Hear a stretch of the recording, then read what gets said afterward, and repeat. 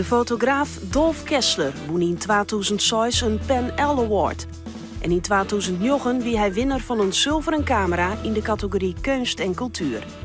Je hoort een portret van deze inwoner van Oornscherk.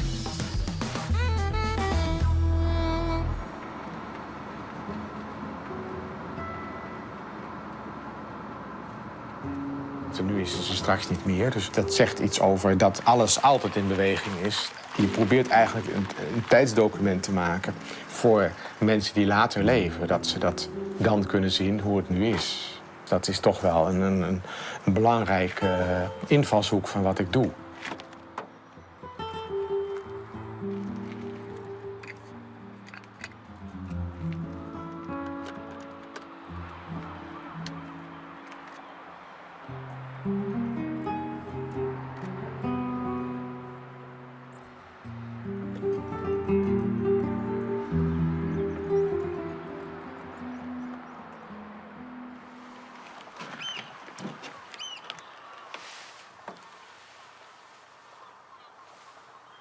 Dolf, de bist op die 53ste naar de fotoacademie in Amsterdam gaan om die beroep ervan te maken. Ja, klopt. Maar er was in mijn geval nog een extra toevalligheid. Namelijk dat toen ik met die opleiding begon, toen heb ik een keer me ingetekend voor een fotoreis naar Spitsbergen. Die worden georganiseerd.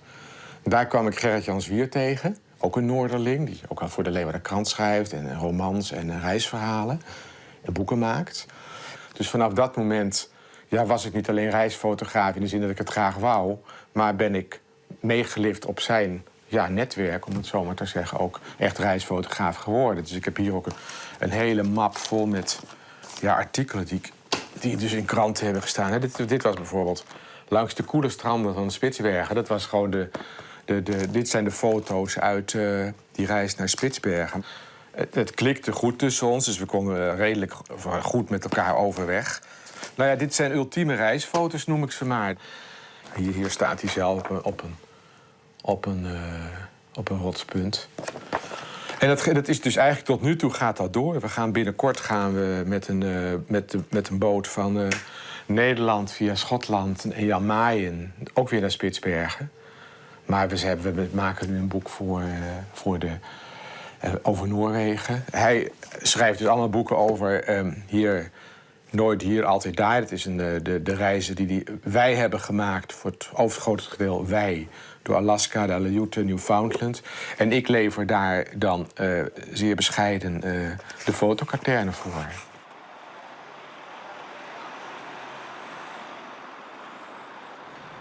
Ik zeg het altijd zo, het is mijn vierde en tevens laatste carrière-switch.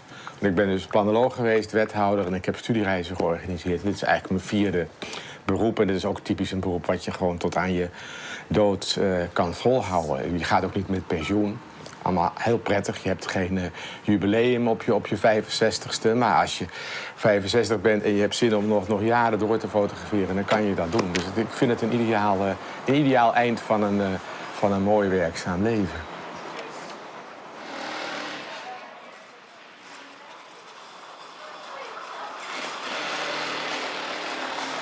Dolf Kessler brengt zijn werk naar de stand van Smarie Sterk. Daar komen de winnende zilveren camerafoto's te hingen. Die koe die lag daar in de galerie of in een stand. En ik was toen al een keer langsgelopen en denk, een gekke situatie. Eigenlijk zo'n opgezette, kunstmatig gemaakte koe in zo'n situatie, in zo'n stand. En toen kwam ik er even later weer terug en toen had een andere galeriehouder gevraagd of deze galeriehouder even op dat hondje wou passen. Dus die kwam erbij. En toen dacht ik, dat is wel een hele maffe combinatie. Zo'n koe op zijn rug en dezelfde kleur, hetzelfde type hondje wat erbij loopt. Dus toen ben ik daar een tijdje gaan fotograferen, wel 5 of 10 minuten. Uiteindelijk selecteer ik zo'n foto waarin, die ik spannend vind.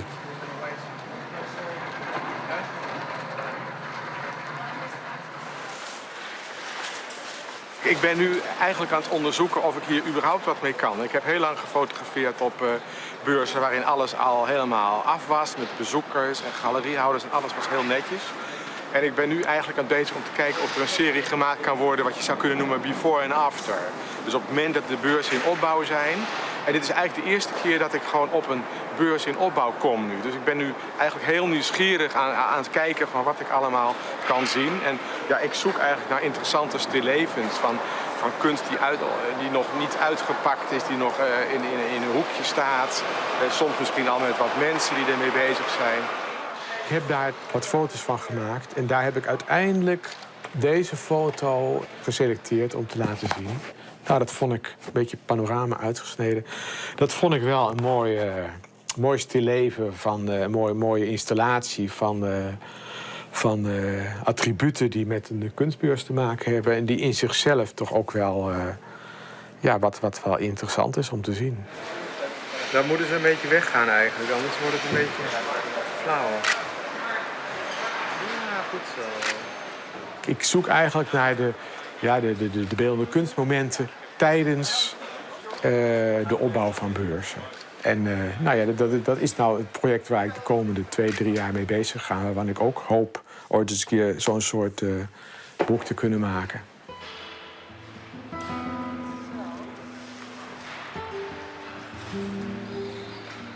Soms als er een kunstbuur opgebouwd wordt, dan zie je dingen waarvan je denkt, dat is bijna kunst op zichzelf al. Pak het maar niet verder uit en hang het maar niet verder aan de muur. Dit is eigenlijk al een soort installatie. Of de mensen die met elkaar dingen doen, dat is bijna een soort performance. Dus het is bijna een soort dans. Dit is een kast die ik gemaakt heb om ook bij tentoonstellingen wat te kunnen laten zien. En ik heb hier bijvoorbeeld wat ik op Art Amsterdam ook heb gedaan. Een sequentie gemaakt van mensen die tijdens een kunstbeurs een schilderij ophangen. En dat is, als je het zo ziet, is het bijna een soort moderne choreografie. Een soort dans van galeriehouders en helpers om iets op te zetten. Ik denk dat deze ongeveer 6 minuten duurt. En mijn idee is om ooit een keer, zeg maar 8 of 9 of 10 of 12 van dit type beeldschermen, maar misschien ook wel weer iets anders, verschillende soorten in groottes, om dan overal op die beeldschermen dit type activiteiten ziet. Het neigt een heel beetje naar film natuurlijk. Ja, het is wel een beetje film. Maar het blijft natuurlijk geen film. En je kan, doordat het zo langzamerhand vervloeit, ook van het ene beeld in het andere, ontstaat er iets wat je bij een film niet hebt. Ik denk dat het voor een film, als je dit zou hebben gefilmd, verwacht ik veel minder interessant. Is fotografie dan net een achterhelle medium? Fotografie heeft het nadeel dat de actie er niet zo erg in zit. Maar het heeft het voordeel dat het een stil is. Dat je eindeloos kan blijven kijken naar één beeld. Maar ook dat je het even kan wegleggen. Even 1 foto, 2 foto's bekijken en dan leg je het weer weg. En dan 5 minuten later kijk je er weer in. Met een film doe je dat niet. En dus in die zin, is het een achterhaald medium? Nee, dat is het niet. Het is een medium, net zoals er andere media zijn. En dit vind ik een heel prachtig medium, ja. Kun je vertellen hoe dat boek eruit komt te zien? Wees nou verantwoordelijk best? Ja, het wordt een boek over de Noordzee. Ik noem het, of waarschijnlijk gaat het heten, De Noordzee Rond. En het is ook echt een boek over de hele Noordzee. Dus vanaf de Nederlandse Wadden, Denemarken, Noorwegen, Shetland, Schotland, Engeland, België. Nou, hier moeten we naartoe, of hier gaan we naartoe. Daar heb je nog zo'n oude Oosterschelde-pijler staan. Samen met Gerrit-Jan Zwier doen we het. Dus Gerrit-Jan die maakt de tekst en ik doe de foto's. En daar ben ik nu al 4 jaar mee bezig. Waarom we hier zijn eigenlijk, vooral omdat in het hele boek tot nu toe de deltawerken ontbraken. Ik was hier wel al regelmatig langs gereden, maar dan was het weer niet goed of dan was het te grijs of wat dan ook. Ik had te weinig tijd. En ik vind eigenlijk wel dat als je een boek maakt over de Noordzee, moet ik op zijn minst een poging wagen om een interessante foto van een van de deltawerken in op te nemen. Want dat is toch een heel wezenlijk element in de Noordzee. Hè.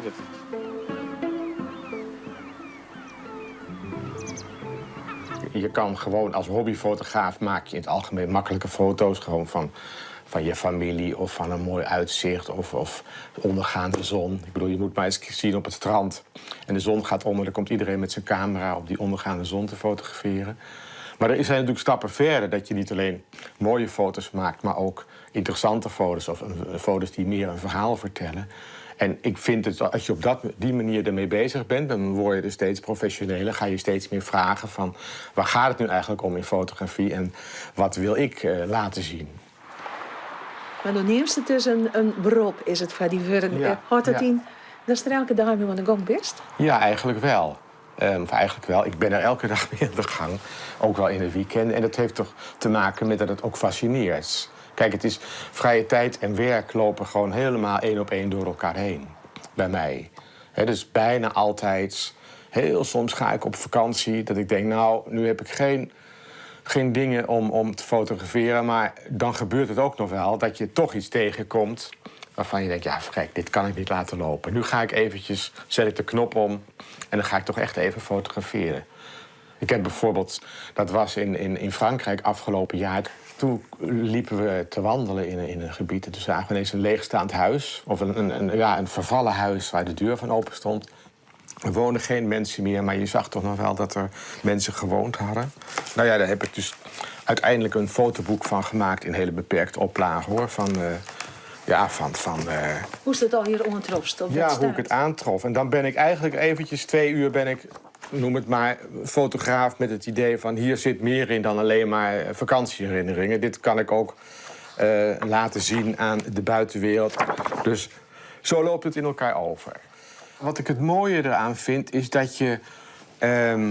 je bent natuurlijk absoluut een voyeur, maar dat je toch sporen van een leven, een vergaan leven, tegenkomt. En dat kan je niet helemaal invullen, of dat kan je helemaal niet invullen. Maar je ziet kleine aanwijzingen waarvan je denkt, goh, hoe zou dat geweest zijn? Kijk, daarom heb ik ook later ook die details gefotografeerd. Er ligt ergens een koffer. Dit kan je niet goed zien, maar dat is een koffer die is uit Algiers gekomen. Dus dan denk je al direct, nou, misschien was de Fransman die in Algiers heeft gewoond. Er staan allemaal boeken in de boekenkast. Het was de enige boekenkast die nog een beetje intact was. Met droit civil, dus civiel recht. Dus het was blijkbaar toch ook iemand die in het hoe heet dat? Misschien was hij wel rechter of advocaat. Er liggen teksten over, nou ja, ook weer iets juridisch, maar dat gaat over de rechten van kinderen. Dit fotootje lag er. En dat vond ik echt een heel illustratief fotootje voor wat ik aantrof. Daarom heb ik hem ook in het begin van het boek gezet. Dus deze foto is natuurlijk alleen al een hele merkwaardige manier om een foto te maken. Er zit een gezelschap zit te eten aan tafel. En de fotograaf maakt een foto dwars door een soort pergola heen. Dus je ziet eigenlijk het gezelschap mensen, zie je amper. Er wordt een tipje van de sluier opgelicht in zo'n huis, als je er een beetje aan het ronddolen bent. Maar je weet absoluut niet wat er werkelijk aan de hand is. Je weet het niet.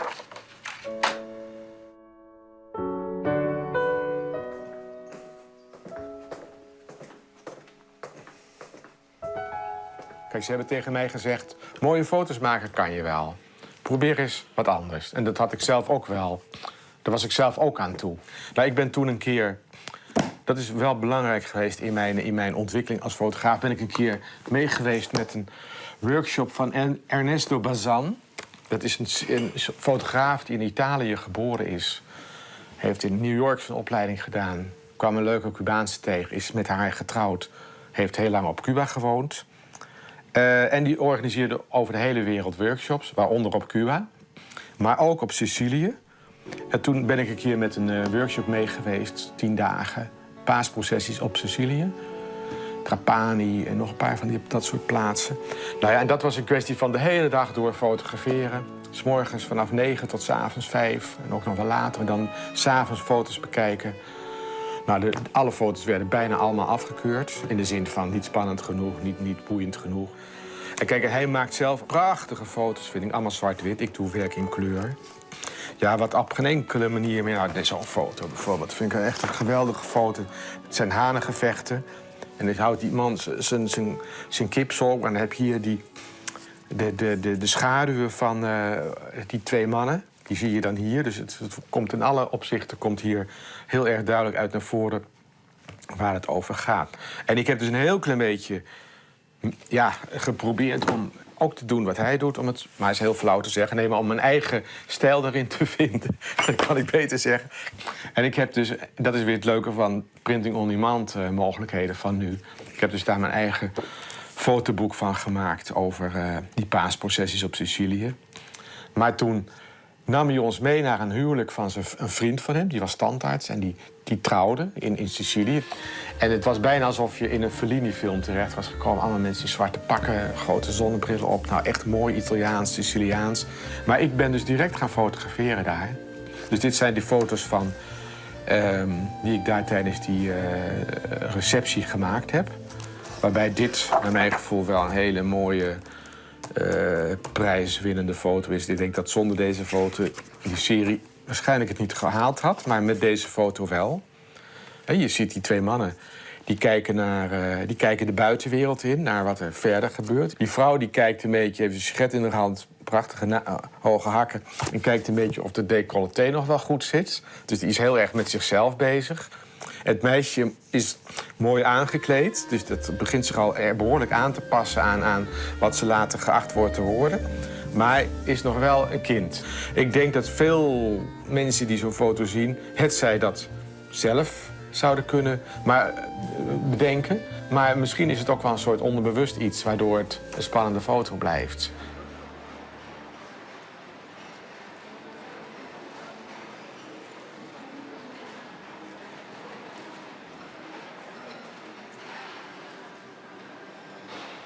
Hoeveel hast in tussen makken, Dolf? Ik denk een 60, 70. Zus nu ik nou naar de gezichten?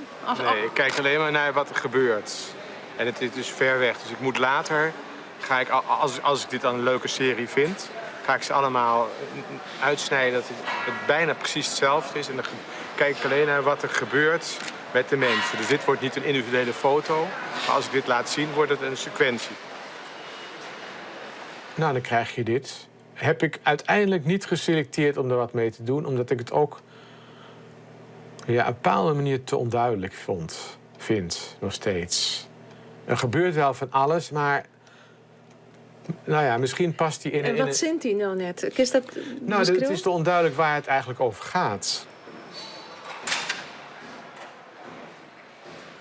Ik ben eigenlijk al vanaf mijn jeugd... Kijk, mijn vader die was iemand die keihard werkte altijd. Maar hij heeft mij ons twee dingen zeg maar echt geleerd. Als er ijs is, ga je schaatsen. Dan laat je alles los. En dan ga je schaatsen, wat er ook. Dat deed hij zelf ook. Hij veegde zijn hele agenda schoon. Dat deed ik ook altijd toen ik nog wethouder was. En er kwam ijs, hups, alle afspraken cancelen, schaatsen. In Friesland natuurlijk heel goed. En hij heeft ons geleerd, of mij in ieder geval geleerd, fotograferen. Dolf, is dat die eerste fotoboek? Ja, volgens mij wel zo'n beetje. Dit is volgens mij, misschien is dit wel de allereerste foto die ik ooit gemaakt heb.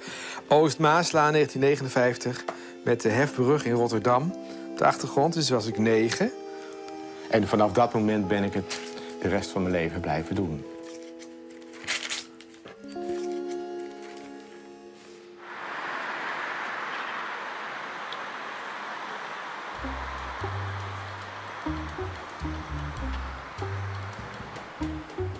Er hangen hier 6 foto's.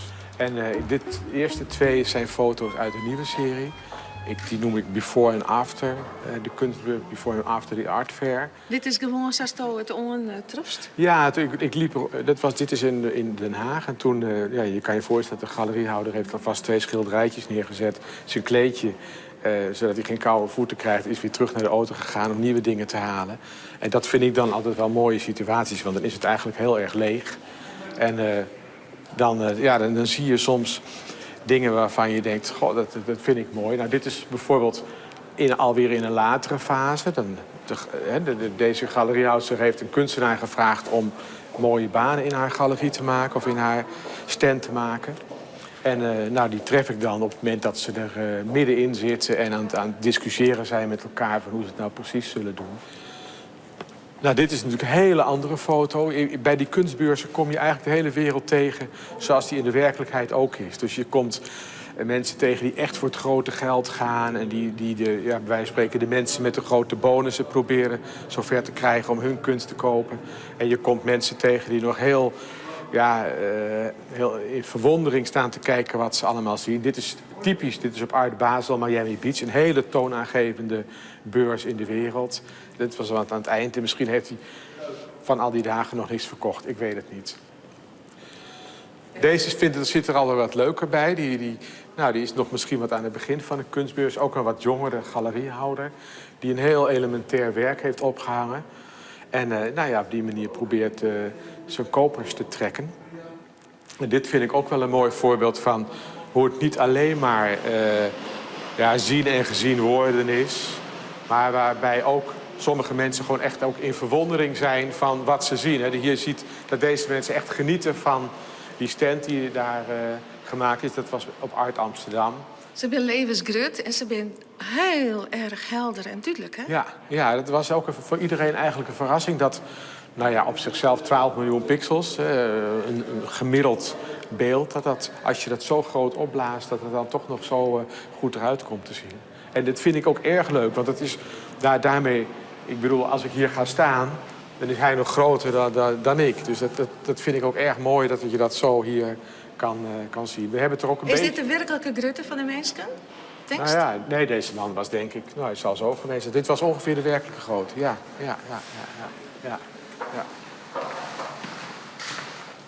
Dit is gewoon bij Art Dubai. Het is een poging van zo'n stad om mee te gaan tellen in de internationale jetset of in de internationale kunstwereld. Om te laten zien dat zij er ook mogen zijn. Ze doen dat natuurlijk al door hele hoge wolkenkrabbers te bouwen, de hoogste in de wereld. Maar ze proberen dat ook te doen door een kunstbeurs te organiseren. En ik vind dit wel weer mooi. Daar staan er 3 Arabieren. En dan probeert zo'n blanke vrouw op de ene manier... die wil waarschijnlijk iets van hun, ik weet niet wat... maar misschien is ze wel een galeriehoudster die hoopt dat ze een keer ook bij haar komen kijken. En die staat er dan zo een beetje aarzelend af te wachten... van wanneer ze kan inbreken in het gesprek. Ik wil eigenlijk al die vele dingen laten zien... en ik probeer een fotografisch beeld te maken wat interessant is.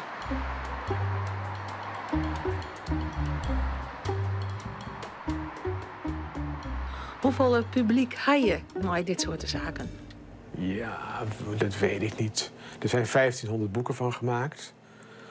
En volgens de uitgever liggen er nu nog 200 in het depot bij het Centraal Boekhuis. En zijn de andere 1300 of bij boekhandels of verkocht. Dus dat is dan het publiek. Het grote probleem met al dat soort dingen is van... het idee kan wel goed zijn, maar je moet ook de kopers erbij zoeken die het willen kopen. En dat is met alles zo. Het verkopen van iets, en dat bedoel ik niet in de platte vorm... maar gewoon zorgen dat het publiek jou weet te vinden... uiteindelijk is dat, vind ik, vele malen moeilijker... dan de foto zelf te maken. En dan kun je lieke goed in Oensjerk in Friesland zitten? Ja, dat is geen enkel probleem. Vind ik niet. Nee, want je moet toch de mensen opzoeken. En met internet kan je natuurlijk ook al heel veel doen. Dus ik heb me... kijk, het is iets anders als je midden in de stad Amsterdam zit. Gaat het wel iets makkelijker. Maar dan heb je ook alle nadelen van het wonen in de Randstad. Wat ik nadeel vind, van drukte en et cetera, et cetera. Moet je erbij voor lief nemen. Terwijl ik liever gewoon hier in het prachtige Friesland woon... met de rust en stilte om me heen.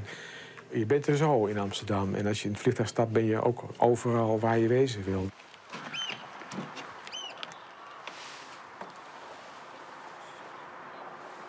Het zijn de Van Haringsvliet sluizen. Je ziet dat ze deels openstaan en deels dicht. Dus hier is bedoeld dat het getijdenwater een beetje toch nog kan functioneren. Zodat zoutwater en zoetwater binnenkomt. Een beetje de vraag van wil ik het romantisch? Met dingen erbij op pad, keihard die sluizen. Het probleem van wat doe je nou? Hè? Laat je het zien zoals het echt is. Met lege flessen en wat aangespoelde piepschuim. Of wil je dat juist niet in het beeld hebben? Ik vind het altijd lastig om daarin te beslissen. Eigenlijk vind ik soms ook wel leuk om het te laten zien. Maar ja, dit is wel heel erg storend hier, dus dat doe ik dan maar niet. Maar soms als er dan zo'n zo'n lege waterfles ligt of iets anders, dan doe ik het gewoon lekker wel op de foto. Omdat het ja, toch ook bij dit gebied hoort. Zest het soms ook in scène, Dolf? Wat zeg je? Zest het soms ook in scène? Nee, nooit. Nee, kijk daar die fietser. Die gaan we eens even kijken of we die... Dan moet ik wat meer... Ik heb wel eens geleerd, dat noemen ze secondary elements. Het tweede element waardoor een beeld ineens, nou ja, echt niet iets verrassends krijgt, maar net een klein dingetje erbij, waardoor het net weer iets interessanter wordt dan alleen maar puur die ene dam.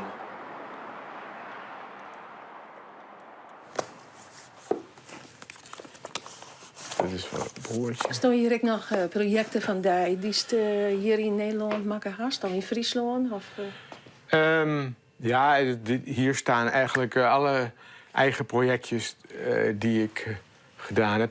En hoe ik met mijn reisfotografie probeer ook andere dingen te doen.